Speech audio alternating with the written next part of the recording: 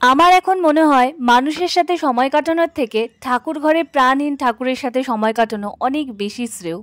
কারণ যদি আমরা ঠাকুরকে একদিন সেবা নাও দিই, ঠাকুর কিন্তু আমাদের কিচ্ছু বলবে না, আবার কোনো ভুলও ধরবে না, আবার দোষও বার করবে না। তুমি যদি মানুষের 1000 দিন সেবা করো, একদিন না করো, তাহলে কিন্তু তুমি তার কাছে খারাপ হয়ে যাবে। ঠাকুর কিন্তু তা করে না। করে কি? কোনো দিনও তোমার ত্রুটি ভুল কিচ্ছু বার করবে না। আজ আমি তোমাদের সাথে ঠাকুর ঘরে কিছু কিছু জিনিস শেয়ার করব, যেগুলো ঠাকুরের জন্য আমি নতুন কিনেছি। একটা শ্বেত পাথরের থালা কিনেছি, দেখলে যে ভোলেনাথকে বসালাম ওখানে। আগে পিতলের থালায় বসতো, এখন শ্বেত পাথরের থালায় আমি বসাচ্ছি ঠাকুরকে। আর দুটো মালা কিনেছিলাম, যেটা গোবিন্দকে পরিয়ে দিলাম। আর এখানে একটা কর্পূরদানি কিনেছিলাম, আর একটা ঘন্টায় রাখার থালা। আর এটা কে বলো তো? এটা হলো আমাদের সবার প্রিয় নৈহাটির বড় মা। আমার অনেক দিনের ইচ্ছে ছিল ঠাকুরকে ঠাকুর ঘরে রাখবো।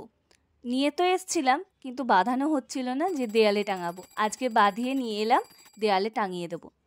তো এবার ঠাকুরকে একটু ভালো করে পরিষ্কার করে পুজো দিয়ে নেব।